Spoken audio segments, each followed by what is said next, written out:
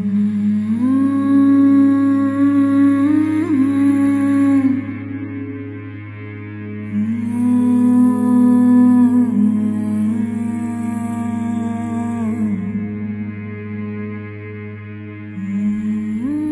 suatu masa, di waktu lain, di zaman yang lain, terjadi pemberontakan besar-besaran yang menimbulkan peperangan hebat antar saudara.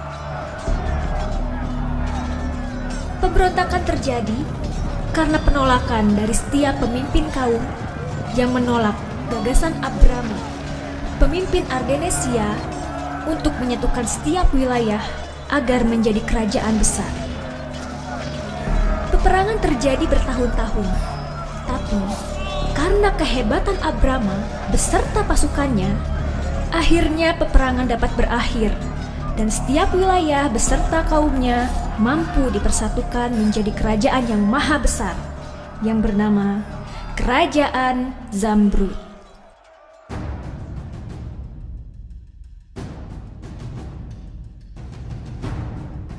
Kerajaan Zamrud makmur di bawah kepemimpinan Abrama. Rakyat pun tentram dan damai. Namun, suatu ketika malapetaka terjadi. Abrama digulingkan oleh adiknya sendiri, Abanda, dengan tuduhan palsu. Ia dijatuhkan dari singgasana dan digantikan kedudukannya oleh Abanda. Abrama dihukum mati dan istrinya yang sedang mengandung diasingkan dari istana.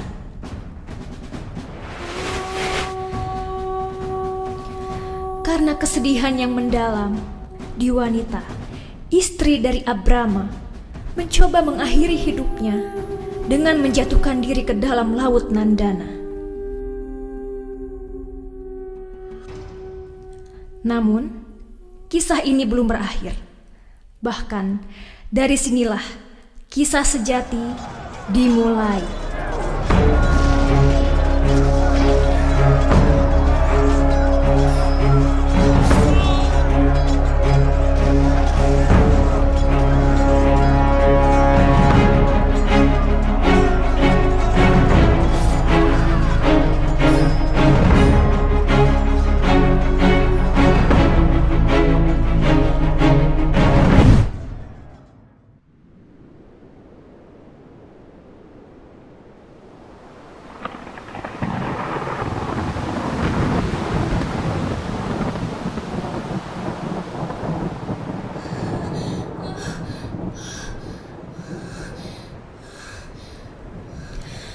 Hujan mengguyur, suara petir menyambar tak henti.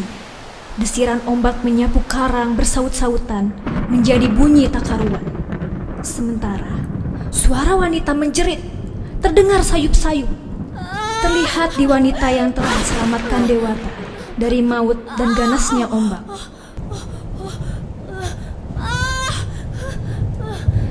Di wanita menjerit, merintih kesakitan, berupaya melahirkan buah hatinya.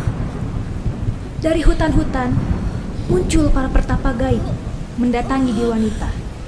Mereka melantunkan mantra.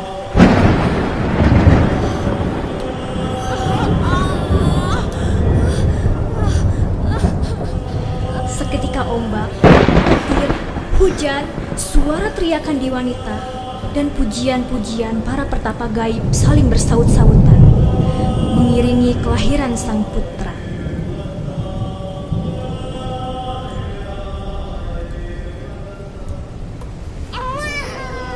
Gemuruh suara hati mendengar tangisan sang bayi. Semua pertapa bersujud. Terlihat di wanita berdiri menggendong seorang bayi mungil dengan wajahnya yang pucat.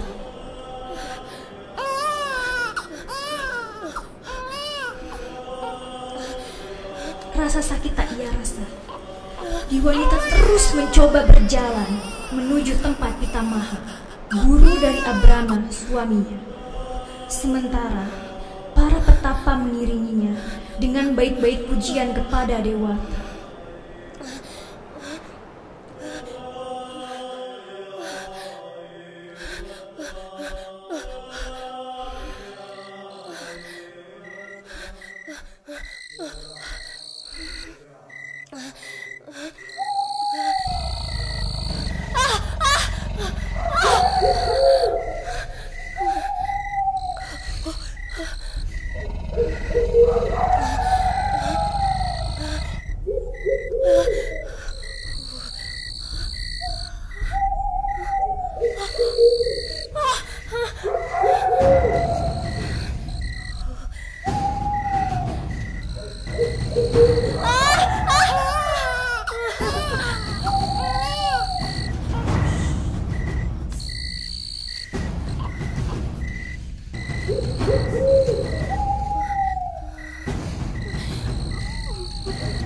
Berminggu-minggu berjalan, melewati halang rintang dan kejamnya alam.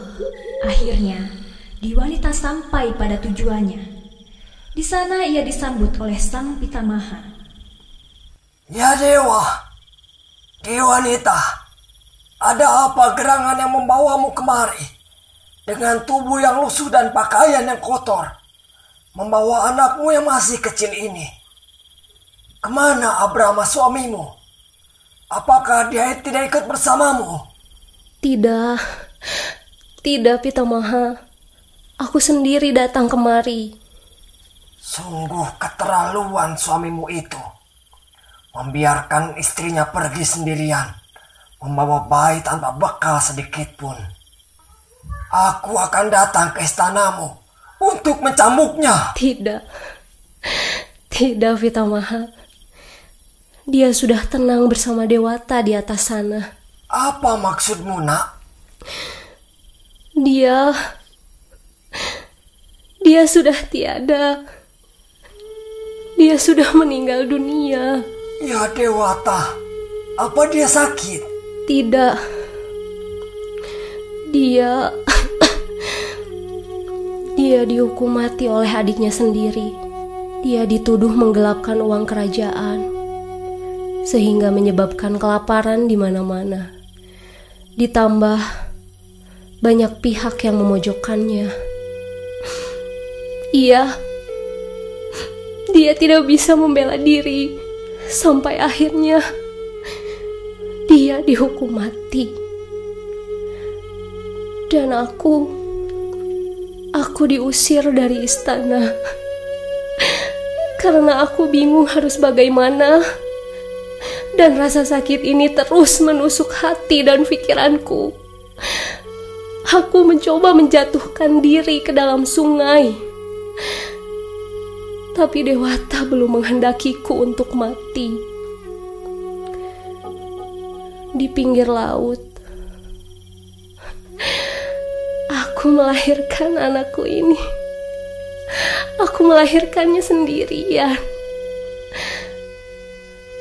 Dan aku membawanya ke sini untuk menitipkannya padamu. Karena aku merasakan ajal sudah menunggu sejak aku melahirkan anak ini. Tidak, anakku. Tidak. Kau akan terus hidup. Kau harus tetap hidup dan membesarkan putramu yang tampan ini. Ya Dewata. Ya Dewata. Kenapa kau berikan ujian yang berat terhadap anak-anakku? Kenapa kau tidak mengujiku saja, orang tua yang celaka ini? Bersabarlah, Nak. Mungkin Dewata terlalu sayang pada suamimu, hingga ia memanggil suamimu terlebih dahulu. Doakan saja suamimu. Semoga ia tentram di sana. Hari sudah sangat larut, anakku. Ayo, kita masuk ke dalam, supaya kau dan anakmu bisa beristirahat. Sini, biar aku gendong cucuku. Sebentar. Aku masih ingin duduk di sini. Jauh perjalanan membuat kakiku hampir tak bisa bergerak. mungkin sebentar lagi akan bisa kugerakkan. Kalau boleh, aku minta sedikit air untuk diminum. Dan biarkan aku di sini sejenak untuk menyusui Drahma anakku. Alangkah indahnya nama anakmu, anakku. Seperti nama seorang kesatria yang berdharma. Semoga kelak dia akan menjadi lebih hebat dari ayahnya. Baiklah anakku, aku akan ambilkan kau segelas air. Dan pakailah jubah ini agar kau sedikit hangat. Wanita sendiri menggendong sang anak. Dengan keadaan sekarat, ia memberikan nasihat untuk sang anak.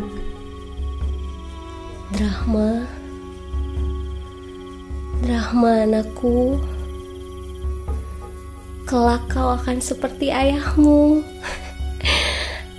Kau akan berpakaian emas, bermahkotakan permata.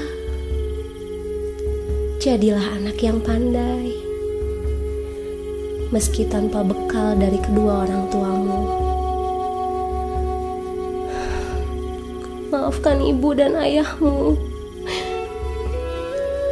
jika tak bisa mendampingimu menjadi pria perkasa di jagat raya. Tapi tenanglah sayang, hidup akan bergulir tanpa henti. Kesakitanmu akan sendirinya berakhir. Dan jika kau telah menjadi pucuk yang memimpin berbagai macam daun, jangan pernah kau lupa akan akarnya. Dan jangan pernah marah ataupun dendam pada kami, orang tuamu.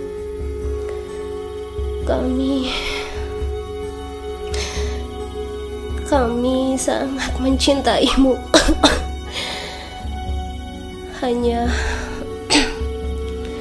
Hanya kami tak ada di sampingmu.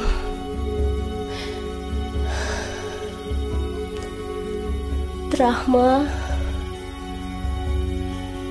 cinta ini akan terus menjagamu sayang.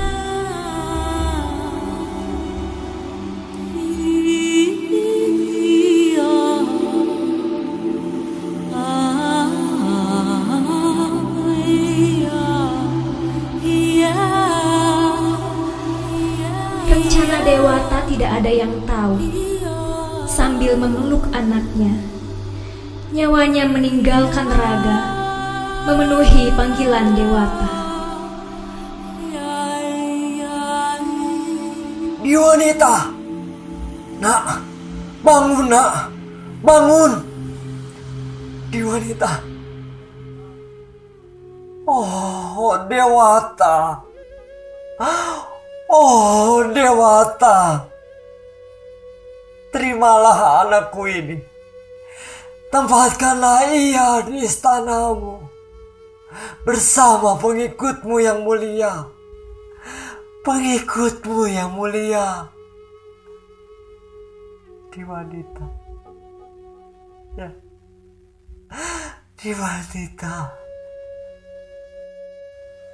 Cucu-cucuku. Kelak, kau akan menjadi Garuda yang melayang di udara, membawa setiap doa dan harapan penghuni dunia.